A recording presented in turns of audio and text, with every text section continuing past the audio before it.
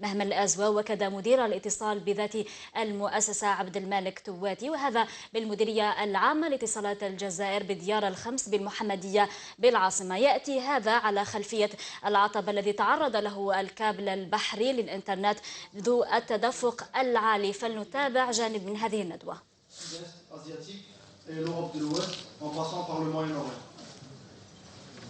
En Algérie, il atterrit à la station Annaba exactement à Sidi-Selm, assurant une sécurisation géographique pour les atterrissements à Alger.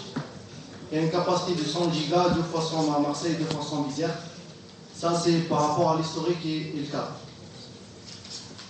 Je ne vais pas trop parler sur l'organisation. Vous voyez dans le schéma, le câble sous-marin, il est en départ de Singapour, de Tuas, en passant par toute l'Asie, jusqu'à arriver à Bizerte.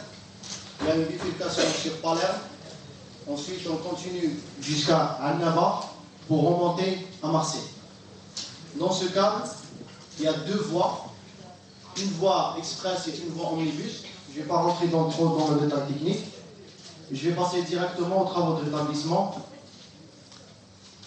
Ça, c'est une photo réelle prise la nuit de hier, quand les travaux ils ont commencé. La coupure a surgi le jeudi à 12h43. Le bateau est arrivé au territoire algérien vers le coup de 21h. Les travaux ils ont commencé vers minuit. Une équipe d'Algérie Télécom composée de 3 ingénieurs, ils ont rejoint le bateau pour participer aux travaux. Ça c'est un appel fort. Le POV, c'est un robot qu'on envoie pour chercher le câble coupé. Ça, c'est les travaux de rétablissement qu'on a obtenus à travers du bateau.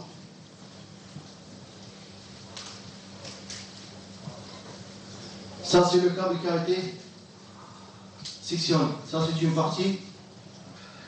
Aujourd'hui, à l'instant, on a récupéré un bout, le deuxième côté Marseille. Le câble a été sectionné, on a récupéré le côté bout Marseille. Maintenant les travaux sont en train d'être réalisés sur le premier bout et ils ont continué les recherches sur le deuxième bout côté Annaba. Vous voyez le câble, ça c'est une armature, c'est un câble qui est blindé. Ce n'est pas un câble normal, fibre optique normal, c'est un câble spécifique au câble sous-marin.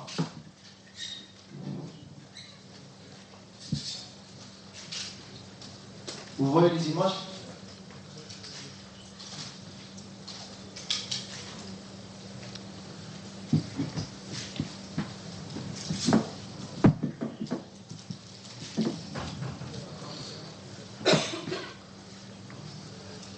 Ça, c'est les travaux de récupération du câble.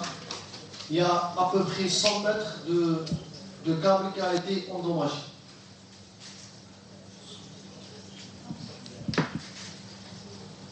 Ça, c'est les travaux de repérage, des mesures pour voir la continuité. Ça, c'est la salle du contrôle du Raymond Cross.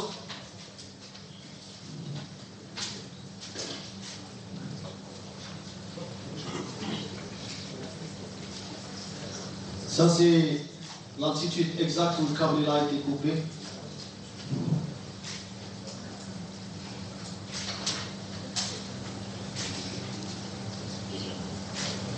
Ça, c'est le début des prises de mesure afin de s'assurer que la continuité entre la coupure et Marseille va bien.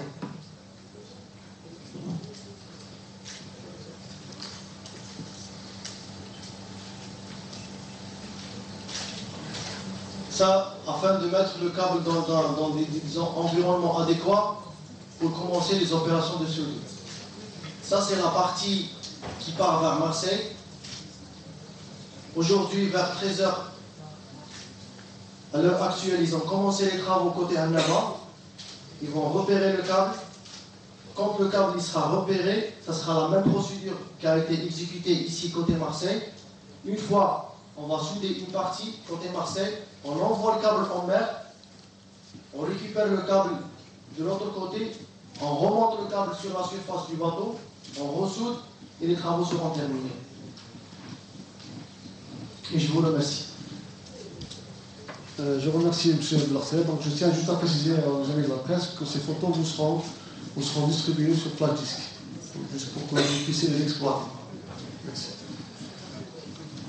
Donc j'invite M. Habib à faire une présentation sur les aspects commerciaux.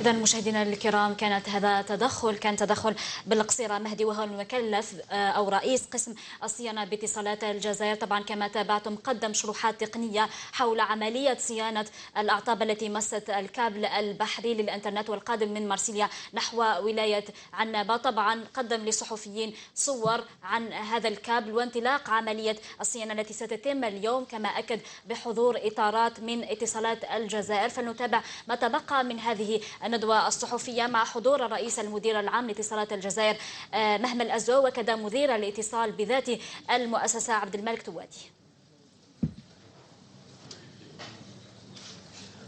أذكركم مشاهدينا بأن هذه الندوة الصحفية تتم بالمديرية العامة لاتصالات الجزائر بديار الخمس بالمحمدية بالعاصمة. طبعا الآن الكلمة لنائب المدير العام لاتصالات الجزائر.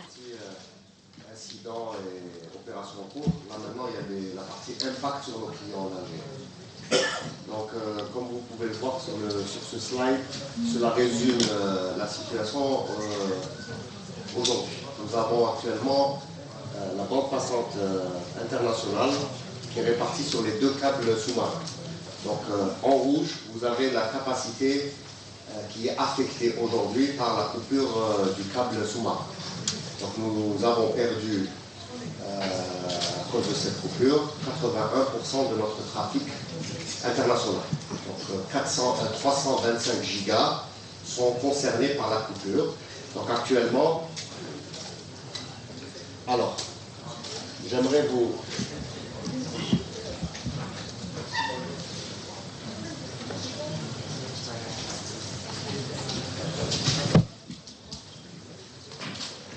Alors là, historiquement, là c'est bien de savoir.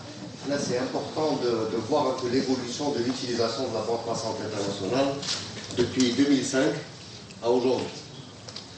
Comme vous pouvez le voir, en 2003, lorsqu'il y a eu la coupure du câble sous-marin dû au séisme de 2003, si vous vous rappelez, il y a eu un blackout. L'Algérie et tous les pays méditerranéens qui étaient concernés par le séisme. En 2003, donc c'est en 2005, on n'était même pas, on était vraiment en méga. Donc avant c'était en méga, donc on ne parlait même pas de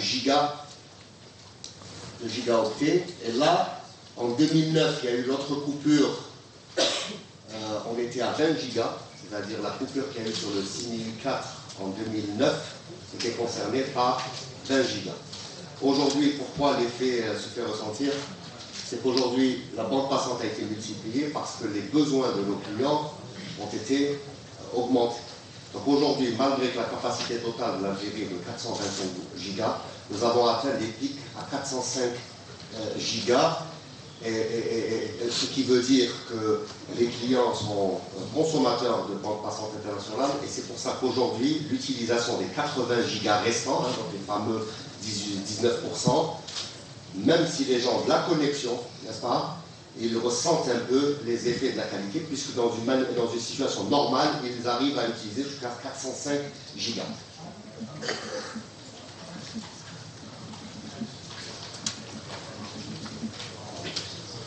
En temps normal, voilà les pics.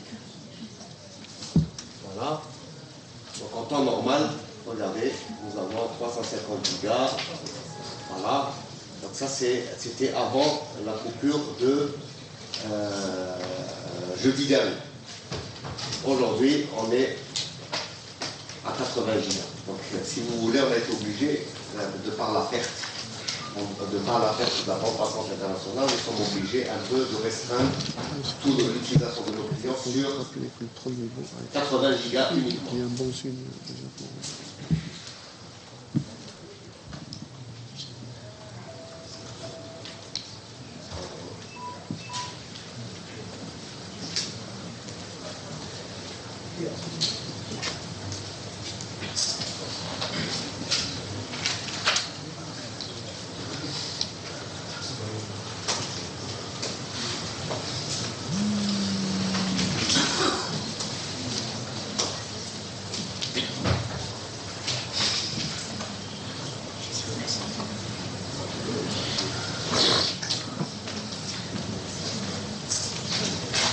Alors là, ça montre comment on est en train de répartir les liens existants. Donc les 80 gigas que nous avons actuellement se trouvent répartis sur 8 liens de 10 gigas chacun. Nous sommes en train de travailler d'une manière dynamique pour répartir. Nous avons 3 types de clients. Nous avons les clients résidentiels, donc qui utilisent les connexions à domicile. Nous avons des clients entreprises et institutionnels, et nous avons les opérateurs, que ce soit des opérateurs mobiles nationaux, les opérateurs VoIP, également les opérateurs internationaux qui nous envoient du trafic et vers qui on envoie du trafic. Donc du coup, aujourd'hui, on a une politique qui consiste à essayer de répartir cette charge sur les 8 liens. Donc si vous voyez ces 2 liens qui sont à 10 gigas, je rappelle, de capacité, donc ces 2 liens ont été réservés pour les corporates, donc les 2 autres clients, donc les entreprises et les opérateurs. Donc comme on peut le voir, nous n'avons pas encore atteint le maximum de la capacité.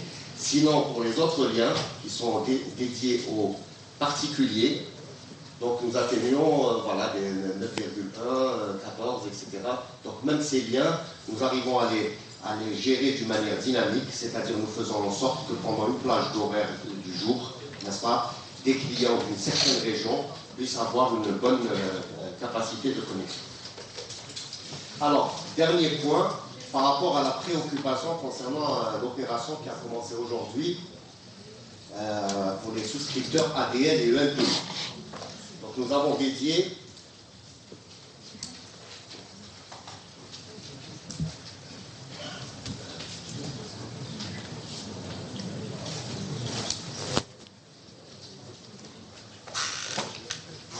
voilà. Donc بالنسبة لعملية اللي تخص وزارة السكن، عندنا لعملية ADL والسكن التساهمي، عندنا خصصنا البون باسون تاع 1 جيجا للعملية، وكما تقدروا تشوفوا على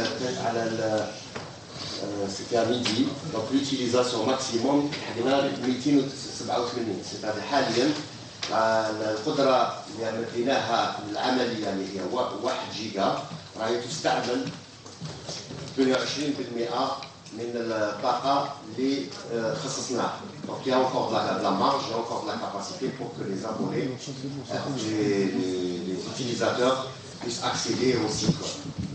Voilà. Je pense que c'est bon.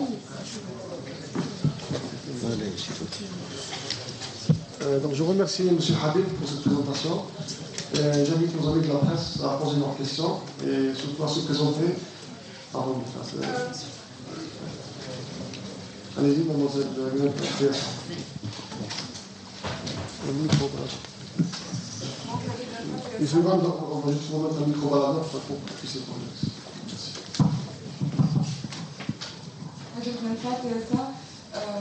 Monsieur Mohamed, pourquoi nous avons 2 câbles sous-marins, si on a bien compris, pourquoi il y a un seul câble qui supporte les 80% du trafic,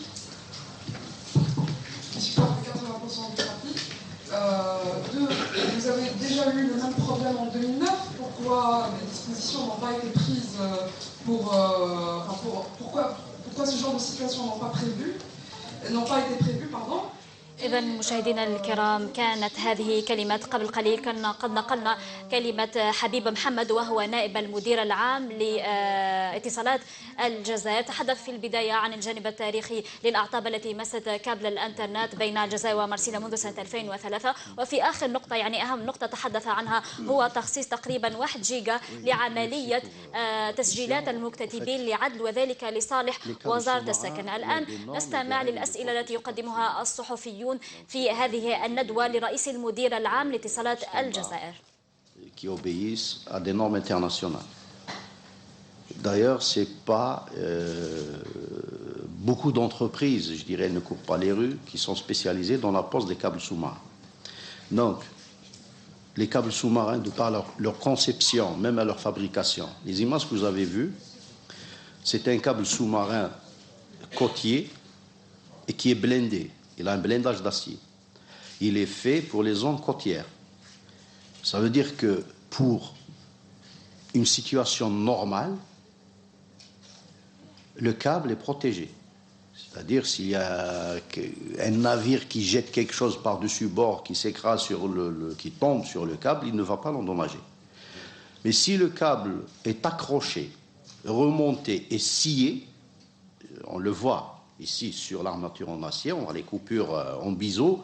Ça, ce n'est pas des coupures qui ont été engendrées par un étirement ou autre chose. C'est volontaire parce que le câble s'était accroché à une partie d'un navire, soit un chalut, soit une ancre, et que pour se dégager, on est obligé de le couper. À ce moment-là, quel que soit le câble que vous allez mettre, dans une situation pareille, il va se couper. Et ça arrive pour tous les pays. Partout, ça arrive, ce genre d'accident. Maintenant, il s'agit de prévoir. Vous savez, les câbles sous-marins, on en avait depuis que les télécoms existent en Algérie. Il y avait la station sous-marine de Bodj Kifen. Elle a été délocalisée justement à Al Jamila dans un premier temps parce qu'au niveau de la baie d'Alger, il y avait beaucoup d'accidents. C'est une baie qui protégeait un peu les navires en cas de mauvais temps et ils allaient tous mouiller de ce côté-là. Ils arrachaient tout le temps les câbles. Donc, cet incident, comme c'est arrivé en 2009 déjà, c'est arrivé cette fois-ci, ça peut encore arriver. Maintenant, oui, la question qui se pose, il faudrait qu'on sécurise plus notre trafic, surtout qu'aujourd'hui, avec le volume de trafic que nous connaissons, il n'y a que la fibre optique qui peut véhiculer ces volumes-là. Les solutions satellites ou autres, elles ne pourront jamais véhiculer ces masses de trafic que nous voyons aujourd'hui, et qui vont encore augmenter. Vous avez vu la courbe, c'est une courbe en exponentielle pour tout ce qui est data. Donc on s'attend à ce qu'il y ait encore des augmentations de volume. Maintenant, c'est vrai, on a un deuxième support à partir d'Alger sur l'île de Palma. Malheureusement, c'est des considérations purement techniques. Nous ne pouvons plus augmenter la capacité de ce câble. Ce câble, nous l'avons déjà augmenté par 2 fois parce que c'est un câble aussi qui est réalisé dans le cadre d'un consortium du temps de l'ex-ministère de la Poste et des Télécommunications. Donc c'est un câble qui est associé, on est associé avec les 3 opérateurs historiques européens que sont Telefonica, France Télécom et Telecom Italia, et que à l'origine c'était un 2,5 gigabits. Il a été augmenté dans une première phase à 10 gigas. Pour l'augmentation à 80 gigas, les autres opérateurs n'étaient pas intéressés, ils ne voulaient pas. Donc nous l'avons augmenté encore à 80 gigas, unilatéralement. Mais à partir de Palma, ça nous pose des contraintes. C'est des contraintes d'ordre économique. Nous ne pouvons plus continuer avec l'opérateur téléphonique. Maintenant, c'est pour ça que déjà depuis 2009, Algérie Télécom avait initié le projet d'un 3e câble à partir d'Oran. Donc il y a un projet qui a été lancé depuis 2009. Malheureusement, les procédures ont tellement duré parce que c'était un projet aussi qui est financé dans le cadre du plan Orsec sur le budget de l'État. Donc, le contrat a été signé récemment. Il y a eu même l'ouverture de la lettre de crédit pour commencer les études sur le parcours du câble. Le contrat est signé avec le fournisseur, donc le projet est lancé. Maintenant, on va passer à la phase pratique de la réalisation. Et sur ce projet-là, nous avons sollicité le ministère pour pouvoir proposer de réaliser une autre branche sur ce câble à partir d'Alger. À ce moment-là, on aura 3 sorties. Donc, on aura Annaba à l'est, Alger au centre et Oran à l'ouest. Nous espérons pouvoir concrétiser aussi cette 3e sortie. À ce moment-là, nous aurons tout notre trafic Internet qui sera sécurisé en termes de capacité et de disponibilité.